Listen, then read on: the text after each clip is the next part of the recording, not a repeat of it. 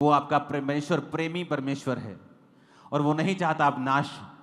वो आपका परमेश्वर जो खूबसूरती पैदा कर सकता है राख में से भी। सिर्फ आपको मुड़ने की जरूरत है खुदाबंद की ओर। आप जब फैसला कर लेते मैं परमेश्वर की ओर मुड़ूंगा, आप सोच लेते कई बार नियोमी की लाइफ में अब क्या बचा था? कुछ नहीं। बेटे मर गए, पति मर गया, एक बहू छोड़ के चली गई, एक बहू रह गई, कोई कुछ नहीं है लाइफ में, कोई पैसा नहीं है, कोई काम धंधा नहीं, बूढ़ी हो चुकी है, सब कुछ गवा के फिर भी उसने कहा कि ठीक है मैं परमेश्वर के पीछे चलूंगी।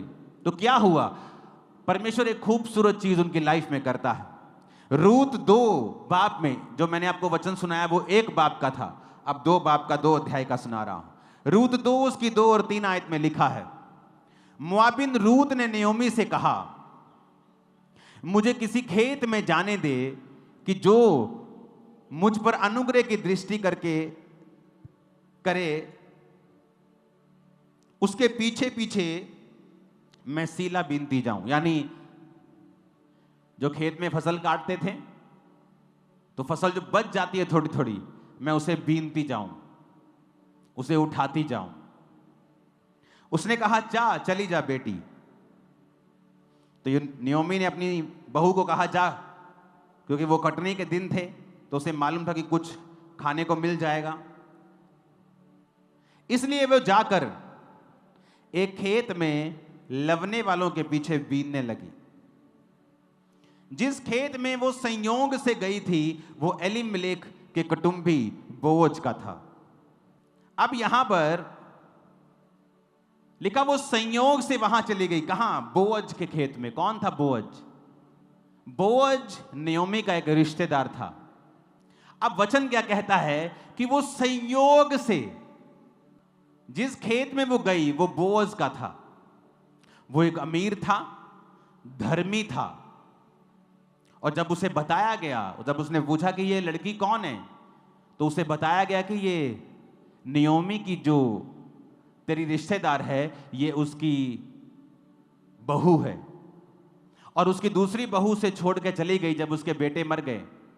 पर ये जो बहू है इसने यहोवा को चुना हुआ है, क्योंकि ये यहोवा परमेश्वर को जानती थी, इसलिए अपनी सास के पीछे चल रही है।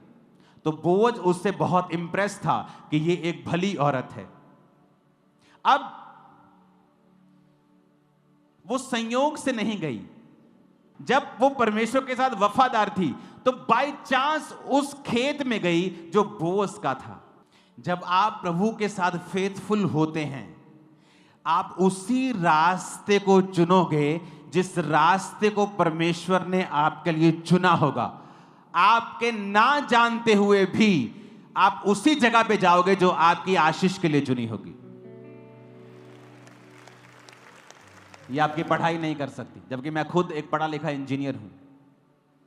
आपकी अमीरी भी नहीं कर सकती, आपकी चुस्त चालाकी, स्किल, होशियारी भी आपके साथ ये नहीं कर सकती कि आप उसी जगह पे जाएं। संयोग, इत्तेफाक नाम का कोई शब्द नहीं है। जो कुछ होता है परमेश्वर की मर्जी से होता है। बड़ी ये छूने वाली बात है कि वो कुछ नहीं जानती, लेकिन वहां पहुंच गई जहां परमेश्वर की योजना थी। उसने ढूंढा नहीं, कोई एफर्ट नहीं किया आकर कि सबसे पहले मैं अपनी सास के रिश्तेदारों को ढूंढूं। ऐसे होते हैं शारीरिक लोग जो अपने लाइफ की हर प्रॉब्लम का हल शारीरिक रूप से करना चाहते हैं कि चलो आते ही बोले सास तेरे रिश्तेदार कौन है बता, अच्छा ये तेरा रिश्तेदार, अच्छा ठीक है मैं हूं जाननी है, तैयार हो गए थे। वो तैयार होके वहां जा रही है कि उसकी निगाह मेरे पे पड़ जाए, मेरी शादी हो जाए। और मैंने देखा है ऐसे लोग विश्वासी भी हैं, और हर लाइफ थोड़े थोड़े दिनों के बाद, थोड़े थोड़े महीनों के बाद वो अपनी लाइफ में डिसअपॉइंट होते हैं, निराश होते रहते हैं। ओ अभी भी मेरी बात नहीं बनी, ओ अभी भी मेरे जीवन में यह काम नहीं हुआ। क्योंकि आप जो कुछ भी कर रहे हैं उसके पीछे शरीर का एफर्ट है, आत्मा का एफर्ट नहीं है। आपको क्या लगता है कि आपको आपकी ज्यादा चिंता है कि परमेश्वर को चिंता है? इमेजिन करो आपका 3 साल का बेटा, आपकी 3 साल की 4 साल की बेटी आपके पास आके चिंता करने लगे कि आप ये बिजली का बिल कहां से चुकाएंगे, आप अगले महीने खाना कहां से लेके आएंगे। तो उसका बाप सोचेगा तू मूर्ख है क्या, तू अपना खेल, तो अपना काम कर, पढ़ चल, एंजॉय कर, मैं जानता हूं कैसे क्या करना है। उसी तरह से परमेश्वर है, जब हम अपने मसलों का हल शरीर से करना चाहते हैं। इमेजिन करो जब रूत वहां गई और सबसे पहले ढूंढती, अच्छा रिश्तेदार बता, सास तू मम्मी अपने रिश्तेदार बता कौन है जो मुझसे शादी कर सकता है। बेटा ये रिश्तेदार है, ये बोझ भी है, अच्छा ठीक है। मैं तैयार होके जाती हूँ, फुल तैयार होके जा रही, फुल परफ्यूम शर्फ्यूम कपड़े शपड़े डाल के फुल तैयार होकर ही करके आगे आगे जा रही उसकी। मेरी यदि निगाह मेरे पे पै जाए तो मेरा ब्याह हो जाए। कभी भी बोझ की शादी उससे नहीं होती। अगर आप शरीर में उत्साहित हैं, ओ मेरी शादी, ओ मैंने देखे ऐसे लोग मसीह जीवन में क्रिश्चियन होते हुए भी उनको इतना ज्यादा है, हाय हाय मेरा ब्याह, हाय मेरा वीजा, और जितना वो हाय हाय करते हैं उतना वो लेट होता है, और अगर हो जाए उतना ही अनफ्रूटफुल होता है।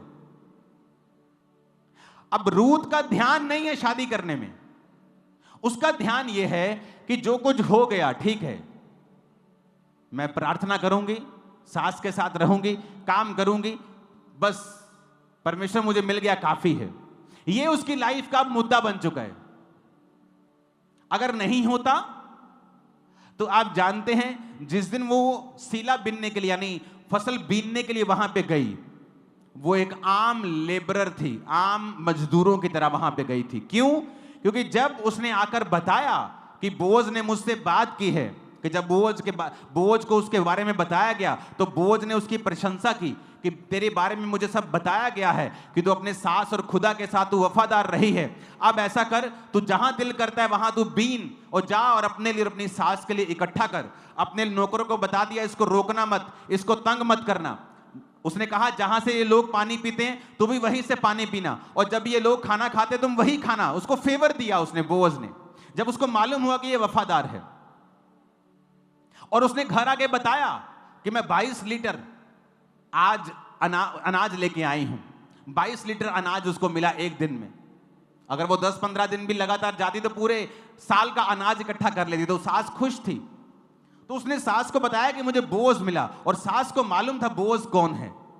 तो उसने कहा बेटी अब तू जाएगी तो स्नान करके और तेल लगा के तैयार होके जा। इसका मतलब जब वो पहली बार गई थी तो एक लेबरर की तरह, एक आम मजदूर की तरह वो गई। उसके दिल में कुछ नहीं था, और जिस खेत में वो गई थी उसे मालूम भी नहीं था वो कौन सा खेत है। आप सीक्रेट भेद समझ रहे हैं कि नहीं समझ रहे? कि आप कुछ भी कर लें, फिर जब आप वचन के खिलाफ हैं, आप कुछ भी कर लें, आप वहां नहीं पहुंच पाए। आप वचन के साथ हैं, यहोवा के साथ हैं, प्रभु के साथ हैं, आप कुछ भी कर लें। सरसरी चली गई खेत में और डर रही थी वहां पे कि दूसरे मजदूर मुझे मारे ना, मुझे भगाए ना, ये ना जानते हुए कि इन खेतों की मैं खुद एक मालकिन बनने वाली हूं कुछ ही दिनों के बाद। आपको मालूम नहीं होता, जब आप प्रभु के साथ वफादार होते हैं ना, आपको नहीं पता किस दिन आपका नंबर आएगा और किस दिन एक ऐसी घटना होगी जो आपकी लाइफ को पूरी तरह से बदल देगी। वेट करें, यहोवा की बाट जोहते रहें, उस पर भरोसा रखें। उसने आपको छोड़ा नहीं है, उसकी पलकें नित्य आपको जांचती हैं। वो धर्मी को नित्य देखता है, उसकी पलकें नित्य आपको जांचती हैं। इस धरती पर इत्तेफाक से कुछ नहीं होता, सब कुछ कंट्रोल में खुदा के। उसे ये दिखाएं सिर्फ कि आप उसके साथ वफादार हैं, दैट्स इट। समाज का डर कुछ नहीं दे पाएगा। जिंदगी का डर, एलीमेलेक नियोमी को था कि यहां रहेंगे तो मर जाएंगे। अरे नहीं, वहां रहे तो मर गए, यहां रहे तो जी जाते तुम लोग। जीसस में परीक्षा आती, मसीहत में परीक्षा आती तो मरते नहीं, लेकिन भाग के जो परीक्षा आएगी उसमें तुम मर जाओगे। अपने पड़ोसी को बोलो खुदा के साथ वफादार रहे। फिर से बोलो ऊंची आवाज, आमीन।